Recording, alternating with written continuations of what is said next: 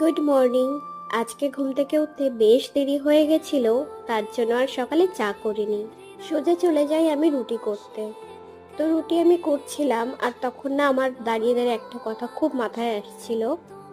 আমার এই ভিডিও বানানো, পোস্ট করা সবটাই কিন্তু আমার একটা শখের কাজ। বরাবরই এই কাজটা করতে আমার ভালো লাগতো।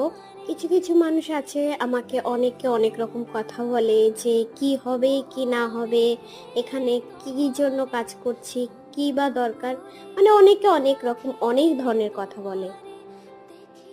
আমার সেসব কথা একদম শুনতে ইচ্ছা করে না, কিন্তু তারপরও কি হয় না যে শুনলে একটা সময় গিয়ে মনটা এখানে আমি কতদিন কাজ করতে পারবো কি পারবো না আমি সত্যিই জানি না, তবে আমি আমার মন থেকে খুব ভালোভাবেই চেষ্টা করি। আর আমি এটা জানি কেউ যদি কোনো কিছু মন থেকে খুব ভালোভাবে চেষ্টা করে ভগবান তার সাথ নিশ্চয়ই দেয়।